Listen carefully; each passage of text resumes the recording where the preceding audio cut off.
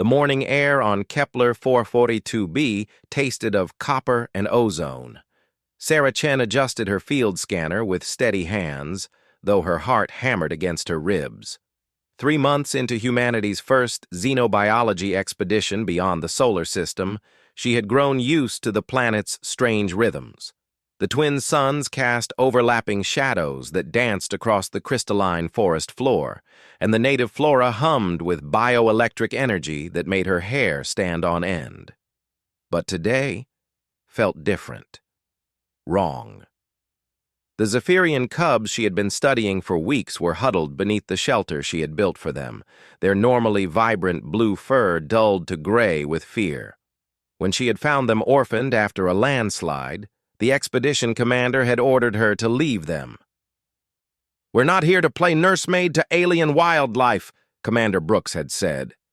But Sarah couldn't abandon them. Something in their large amber eyes reminded her of the puppies she had rescued back on Earth. The cubs were barely the size of house cats, with 6 legs each and crystalline whiskers that chimed softly when they moved. They had bonded with her quickly, following her around the research camp and chirping in what her translator struggled to interpret as mama friend and safekeeper. She had named them Echo, Shimmer, and Pulse after the sounds they made. Now they cowered behind her legs as something massive crashed through the underbrush. The Korthax hunting pack emerged from the tree line like shadows given form. Sarah had read about them in the expedition files but had never seen them in person. Each creature stood nearly 3 meters tall, with sleek black carapaces that seemed to absorb light rather than reflect it. Their heads were elongated and predatory, filled with rows of serrated teeth designed for tearing. 6 powerful limbs ended in claws that could slice through the planet's metallic vegetation like paper. There were 7 of them, moving with the fluid coordination of pack hunters who had evolved together over millions of years. Their leader, distinguished by the bone spikes protruding from its skull, fixed its 4 red eyes on Sarah and the cubs. The translator in her ear crackled with static before producing a rough approximation of their communication. "Human thing guards the soft meat. Move aside, mammal. The young ones carry the scent of our territory." Sarah's mouth went dry. The cubs pressed closer to her legs, their crystalline whiskers chiming with terror. Echo, the smallest and most trusting of the 3, looked up at her with those amber eyes that held too much intelligence for comfort. The universal translator was still struggling with Korthak's speech patterns, but the meaning was clear enough. These predators claimed this territory, and by their laws, anything within it belonged to them.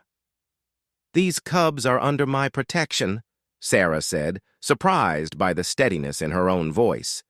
She slowly reached for the plasma rifle slung across her back, knowing it would be useless against 7 Korthaks, but needing the familiar weight in her hands. "They're orphans. They pose no threat to your territory." The pack leader tilted its massive head, a gesture that might have been curiosity or amusement. "Protection? You are soft skin. 2 arms, 2 legs, no claws, no chitin. What protection can you offer?" The other Korthaks spread out in a hunting formation that Sarah recognized from her xenobiology training. They were flanking her, cutting off escape routes while keeping their leader as the focal point. It was a pattern repeated across countless worlds and countless species. Some things about evolution remained constant, no matter how alien the participants. "I am human," Sarah said, taking a small step backward to keep the cubs behind her. Her rifle was charged and ready, but she kept it lowered for now. "We may not have claws or chitin, but we have other strengths." "Human." The pack leader tested the word, rolling it around in what passed for its mouth. "Yes, the soft ones who came from the black between stars. We have heard stories. Your kind burns worlds when they cannot have them." Sarah felt a chill that had nothing to do with the planet's cooling atmosphere. The stories of humanity's expansion into space were not always flattering. There had been conflicts with other species, worlds strip-mined for resources, entire ecosystems altered to suit human needs. But there had also been acts of compassion, protection, and sacrifice that never made it into the official histories. "Not all humans are the same," she said, "and these cubs have done nothing to deserve death." The pack leader's mandibles clicked in what she was beginning to recognize as laughter. Deserve? The young of the territory thieves do not deserve life beyond their first season. They will grow strong and challenge our claim. Better to end them now, while they are still soft. "Over my dead body!" The words came out before Sarah could stop them, and she immediately regretted the bravado. But as she looked down at the three small creatures depending on her for survival, she realized she meant every word. She had spent her life studying xenobiology because she believed in the fundamental value of all life. She couldn't compromise that now, no matter the cost. The pack leader's posture shifted, and Sarah felt the attention of all 7 predators focus on her like the weight of a collapsing star. "That can be arranged, soft skin. You have courage, I will grant you that. But courage without strength is merely elaborate suicide." "Maybe," Sarah said, raising her rifle to her shoulder. The weapon hummed to life, its charging coils casting blue light across her face. "But humans have a saying, the only thing necessary for evil to triumph is for good people to do nothing. I won't do nothing." The Korthax pack tensed as one, their hunting instincts recognizing the change in Sarah's posture. She had crossed some invisible line from potential prey to active threat. The mathematical part of her mind calculated odds and ammunition counts, exit strategies, and defensive positions. But the protective part of her mind, the part that had driven her to rescue strays and defend the helpless since childhood, was already committed to the fight. Echo chirped softly behind her, a sound her translator rendered as, "Brave Mama protects us." The other cubs pressed closer, their crystalline whiskers creating a harmony of trust and fear. They didn't understand the full scope of the danger they were in, but they understood that Sarah was willing to face it for them.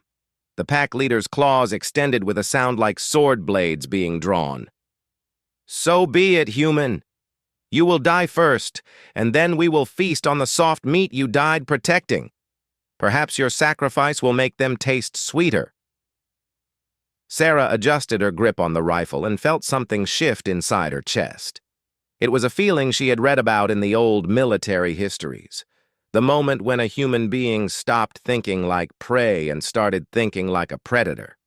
Her ancestors had faced down cave bears and saber-toothed cats with nothing but sharpened sticks and determination. That same genetic legacy flowed through her veins now, awakening instincts that civilization had tried to bury but could never fully eliminate. "Come on, then," she said, baring her teeth in a grin that held no humor. "But I should warn you about humans. We're persistence hunters. We don't give up, we don't back down, and we definitely don't abandon our young." The first Korthax lunged. Sarah's plasma rifle discharged with a sound like thunder splitting the sky. The bolt of superheated energy caught the lunging Korthax center mass, punching through its carapace in a shower of sparks and alien ichor. The creature's momentum carried it forward even as it died, crashing into the crystalline undergrowth just meters from where Sarah stood. The pack leader's mandibles spread wide in what might have been shock or rage. "Impossible! The soft skin has fangs of fire." "Plasma rifle," Sarah said, already adjusting her aim toward the next closest predator. "Standard issue for human xenobiology teams. We learned the hard way that studying alien life forms requires adequate protection." She fired again, clipping another Korthax across the shoulder and sending it spinning away with a shriek of pain and fury. The remaining 5 hunters spread out further, moving with the cautious respect that predators showed when they realized their intended prey had unexpected defenses. Sarah's tactical training kicked in, taught by instructors who had learned their lessons in humanity's expansion across the stars. Keep moving. Control your breathing. Make every shot count. Never let them surround you. She sidestepped toward a cluster of metallic trees, keeping the cubs behind her while denying the pack a clean approach. The Korthax were fast, but they were also predictable in their movements. Evolutionary programming made them attack from specific angles, using flanking maneuvers that had served them well against their planet's native prey. But Sarah wasn't native prey. She was human, and humans had spent millennia learning to fight creatures bigger, stronger, and often smarter than themselves. "You have killed Throat Render," the pack leader snarled, using what Sarah assumed was the dead hunter's name. "His offspring will sing mourning songs for 7 seasons. This transgression will not be forgiven." "I didn't want to kill anyone," Sarah replied, firing a warning shot that scorched the ground near the leader's feet. "I just want to protect these cubs. Walk away, and no one else has to die." The pack leader's response was a barking roar that needed no translation. 2 more Korthax rushed her from different angles, their movements coordinated with predatory precision. Sarah dropped to one knee, reducing her profile while maintaining mobility, and squeezed off 2 rapid shots. The first hunter stumbled as plasma seared across its flank, but the second leaped over its wounded packmate and landed within striking distance. Sarah rolled backward, feeling claws whistle through the air where her head had been moments before. The Korthax's momentum carried it past her, and she put a plasma bolt between its shoulder blades before it could recover. The creature collapsed with a final rattling breath, its life signs fading on her suit's bioscanner. 3 down, 4 to go. But her rifle's power cell was draining fast, and the remaining Korthax were learning from each failed attack. They were adapting, as all successful predator species did when faced with new threats. "Your fire fangs grow weaker, human," the pack leader observed. Its red eyes tracked the dimming glow of her weapon's charging coils. "Soon you will have only your soft flesh to defend the territory thieves." Sarah's jaw tightened. The creature was right, of course. Standard plasma rifles carried enough charge for maybe 20 shots at full power, and she had already burned through a quarter of that. But she also had advantages that the Korthax couldn't see. Her suit's environmental systems were monitoring her stress levels and adjusting her blood chemistry to maintain peak performance. Her helmet's heads-up display was tracking each predator's movement patterns and highlighting probable attack vectors. Most importantly, she had something the pack hunters had never encountered before: human stubbornness backed by advanced technology. Behind her, the cubs were huddled against the base of a metallic tree, their crystalline whiskers chiming with harmonics that her translator was beginning to recognize as a distress beacon. They were calling for help in frequencies that would carry for kilometers through the planet's conductive atmosphere. Help that wouldn't arrive in time to matter, but Sarah found their faith in rescue touching nonetheless. "Echo, shimmer, pulse," she called softly without taking her eyes off the circling predators. "Stay low, stay quiet. Mama's going to handle this." The pack leader tilted its head again, and Sarah realized it understood more human speech than it had initially let on. "Mama? You are not their birth giver. Why do you risk death for creatures that share none of your blood?" It was a fair question, one that Sarah had asked herself many times over the past weeks.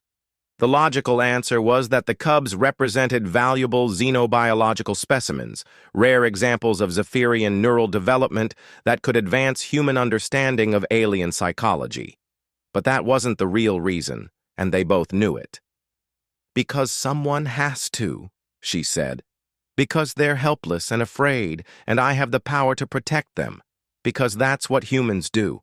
We protect the innocent even when it's not logical or profitable or safe." "Foolish," the pack leader growled, but there was something in its tone that might have been respect. "Your species will not survive long with such weakness." "We've been surviving for over 200,000 years, Sarah replied, firing another shot to discourage a flanking attempt. We've outlasted ice ages, plagues, wars, and expansion into space. You know why? Because we learned that protecting each other makes us stronger, not weaker. The remaining hunters were growing impatient. Sarah could see it in their body language, the way their claws flexed against the metallic ground, and their heads swiveled between her and their leader. Pack dynamics were another universal constant. Eventually, subordinates would challenge a leader who hesitated too long, especially when prey seemed within easy reach. Sure enough, one of the younger Korthax broke formation and charged directly at Sarah with a roar of frustrated hunger. She pivoted and put 2 plasma bolts center mass, dropping the creature before it could close half the distance. But the distraction cost her. Another hunter had circled wide while she dealt with the first, and now it was bearing down on the cubs with murderous intent. Sarah spun and fired, but the shot went wide as she rushed the targeting sequence. The Korthax leaped over the cowering cubs and landed between them and Sarah, cutting off her line of fire. Its mandibles spread wide as it prepared to finish what the pack had come here to do. That was when Echo did something that would have been remarkable on any world, but was particularly stunning on Kepler 442b. The smallest of the cubs stepped forward, placing himself between his siblings and the towering predator, and let out a sound that had never before been documented in Zephyrian behavior studies. He growled. It wasn't the crystalline chiming that characterized normal Zephyrian communication. It was something deeper, more primal, a sound that bypassed language centers and spoke directly to the hindbrain's threat assessment systems. The universal translator didn't even attempt to process it. Instead, it simply labeled the sound as aggressive territorial display and moved on. The attacking Korthax actually stumbled backward, its predatory confidence shaken by the unexpected defiance. In that moment of hesitation, Sarah found her shot. The plasma bolt took the creature in the side of the head, dropping it instantly. As its body hit the ground, Echo turned to look at Sarah with those amber eyes that held far too much intelligence. His crystalline whiskers chimed once, soft and low, in what sounded remarkably like satisfaction. "Impossible," the pack leader breathed. "The soft meat learns to hunt. The prey becomes predator." "He's protecting his family," Sarah said, reloading her rifle with her last power cell. "Same as me. Same as you when you think about it. The only difference is that we choose our families instead of being bound by genetics." 2 Korthax remained, including their leader. Sarah's weapon showed 70% charge, enough for perhaps a dozen more shots if she was careful. The cubs were traumatized but alive, and Echo had just demonstrated cognitive abilities that would revolutionize human understanding of Zephyrian intelligence. All she had to do was survive the next few minutes. The pack leader studied her with new interest, its red eyes reflecting the glow from her rifle's charging coils. "You fight well for a soft skin. Your tactics are adequate, but you cannot win against 2 Korthax with depleted fire fangs." "Maybe not," Sarah admitted, "but I can make it cost you. And my people will know what happened here. They'll come looking for whoever killed me, and they won't be as interested in peaceful coexistence as I am." It was a bluff, of course. The expedition was purely scientific, with strict orders to avoid conflict with indigenous species. But the Korthax didn't know that, and Sarah was counting on humanity's reputation for vengeful persistence to work in her favor. The pack leader's mandibles clicked thoughtfully. "Your species has a reputation for disproportionate responses to threats against their young. We have heard the stories of the Centauri incident and the Tau Ceti massacres." Sarah nodded grimly. "Those were not humanity's finest hours, but they had established a precedent that sometimes worked to prevent violence rather than escalate it. Other species had learned that humans could be peaceful neighbors or implacable enemies, depending on how they were treated." "So what happens now?" she asked. The pack leader looked at the 3 dead hunters, then at the cubs huddled behind Sarah, then at Echo, who was still standing protectively over his siblings, with that new understanding glowing in his amber eyes. "Now," the leader said slowly, "we learned something new." The pack leader settled back on its haunches, a gesture that Sarah's xenobiology training told her indicated a shift from immediate aggression to cautious negotiation. The remaining hunter maintained its flanking position, but stopped advancing, apparently waiting for orders that weren't coming. "Explain to me, soft skin," the leader said, "how creatures not of your blood become worth dying for. This concept is unfamiliar to our kind." Sarah kept her rifle ready, but allowed some of the tension to leave her shoulders. Behind her, the cubs were beginning to settle down, though Echo remained standing guard with his newfound protective instincts on full display. "It's complicated," she admitted. "Humans call it adoption or fostering. We take in young ones who have lost their birth parents and raise them as our own. But there is no genetic benefit, no continuation of your bloodline. No immediate genetic benefit," Sarah corrected, "but there are other advantages. We learn from caring for different types of young. We strengthen our social bonds. We ensure that useful knowledge and skills don't die with their parents." She paused, searching for words that would translate properly. "We become better humans by protecting those who cannot protect themselves." The pack leader's red eyes studied the cubs with new interest. "And these territory thieves? You believe they have value beyond meat and territory?" "They're not territory thieves. They're children." Sarah felt anger flaring in her chest, but kept her voice level. "And yes, they have enormous value. Echo just demonstrated problem-solving abilities that most species don't develop until adulthood. Shimmer has been modifying the electronic frequencies in my research equipment, apparently trying to improve their efficiency. Pulse has been creating art with crystalline formations that follow mathematical principles your species probably doesn't even recognize." The leader's mandibles twitched in what Sarah was beginning to recognize as surprise. "Art? Mathematics? These are concepts of sapient beings, not prey animals." "Exactly." Sarah lowered her rifle slightly, sensing an opportunity for genuine communication. "These cubs aren't just animals. They're people. Young people, but people nonetheless. And on my world, we have laws about protecting young people, regardless of what species they belong to." The remaining hunter shifted restlessly and clicked something in rapid Korthax that her translator couldn't process. The pack leader responded with a sharp bark that needed no interpretation. The subordinate subsided but continued to watch Sarah with obvious hunger. "Bone Splitter grows impatient," the leader explained. "He sees only meat and the honor of a successful hunt.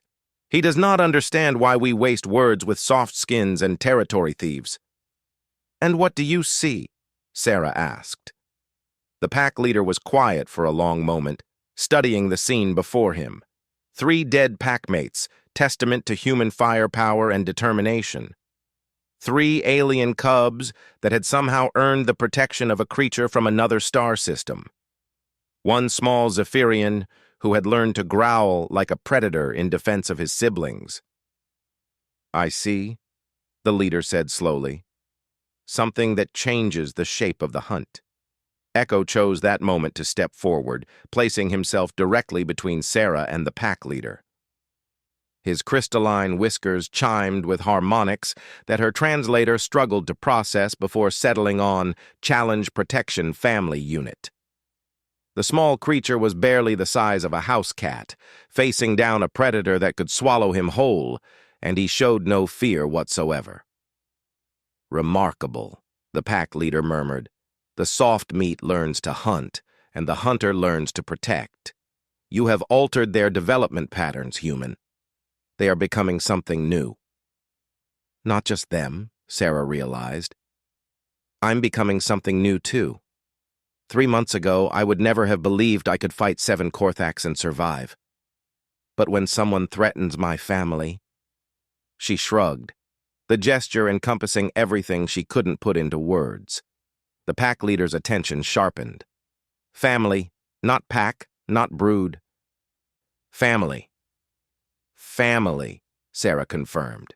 We choose who belongs to us, and then we protect them with everything we have. It's not always logical, but it's always true. Bone Splitter growled something that sounded distinctly argumentative. The pack leader responded with a longer series of clicks and roars that seemed to carry the weight of absolute authority. When it was finished, the subordinate hunter backed away from the confrontation, though his posture made it clear he wasn't happy about the decision. I have told him that there will be no more killing today, the leader explained. He questions my judgment, as is proper for a young hunter. But he will obey. Thank you, Sarah said, and meant it. The adrenaline was beginning to fade, leaving her aware of just how close they had all come to death. What changed your mind? You did. The pack leader stood and began walking toward the tree line, pausing only when he reached the edge of the clearing. We have hunted these forests for 1,000 generations, and never once has prey stood to defend other prey. We have seen courage, yes, and desperation, and the fury of parents protecting their young. But never this. This choice to protect the unrelated young of another species. Sarah felt tears prickling at the corners of her eyes, though she wasn't entirely sure why. So what happens now? Do you still claim this territory? The territory remains ours, the leader said. But perhaps it is large enough for multiple types of families. We will hunt the outer reaches and leave this grove to you and your chosen young. There is enough prey for all, and your family poses no true threat to our survival. Behind her, Shimmer and Pulse had begun to emerge from their hiding spot, their crystalline whiskers chiming with curiosity and relief. Echo remained at his post between them and the Korthax, but his aggressive posture had relaxed into mere watchfulness. The young one who learned to growl, the pack leader said, nodding toward Echo. He will grow into a formidable protector. See that he learns wisdom to go with his courage. I will, Sarah promised. The pack leader studied her for another long moment. You are strange creatures, these humans, soft and weak, yet dangerous beyond your apparent abilities. We will remember this encounter.